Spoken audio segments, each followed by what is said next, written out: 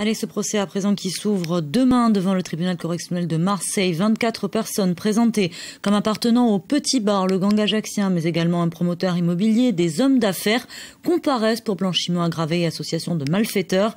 3 autres personnes ont déjà été condamnées dans le cadre de cette enquête financière.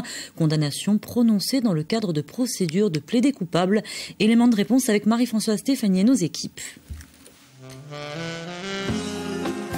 Projet immobilier haut de gamme, vie de nabab et circuit de blanchiment emprunté par les millions d'euros du Petit Bar. L'enquête tentaculaire d'un dossier surnommé Émail Diamant dit avoir mis à jour un véritable système mafieux.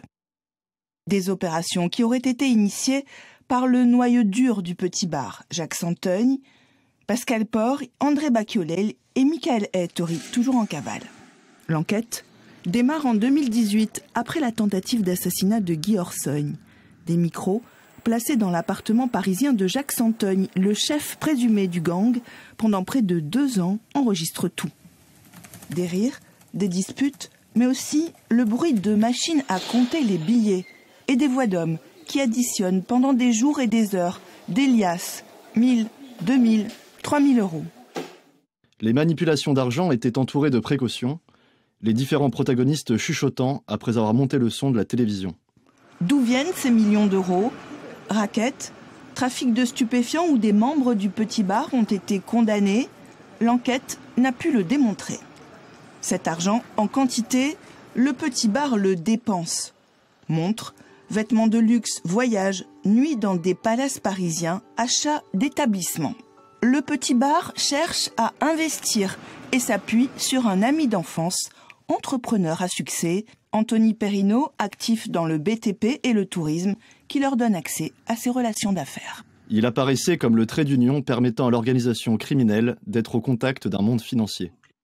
Mon client n'a jamais fait mystère de la proximité qui le relie à certains autres protagonistes de cette procédure. Néanmoins, cette proximité n'a jamais tenu sur d'autres bases qu'un lien strictement affectif, un lien parfois ancien pour certains d'entre eux.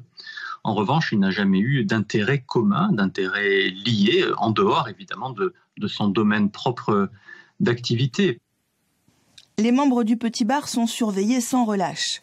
Lors des écoutes apparaissent des discussions sur un projet immobilier à Courchevel de plusieurs millions d'euros.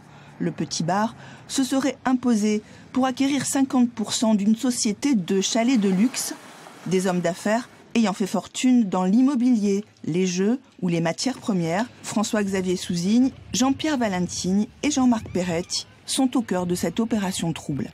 Ils nient les faits, leurs avocats n'ont pas souhaité s'exprimer. Afin de récupérer du cash, le Petit Bar aurait bénéficié d'un réseau de blanchiment mis en place par des Chinois d'Aubervilliers. Autre stratagème, selon l'accusation, Jacques Santeuil aurait invoqué un gain au loto pour justifier sa fortune. Au cours de ses auditions, le chef présumé du Petit Bar qualifie ce dossier d'assemblage et raccourci. Tétraplégique, va-t-il comparaître au procès aux côtés de 23 autres prévenus proches du Petit Bar, hommes d'affaires et commerçants chinois? Ils encourent jusqu'à 10 ans de prison. Et j'ajoute que la défense des personnes présentées comme faisant partie du Petit Bar n'ont pas donné suite à nos sollicitations.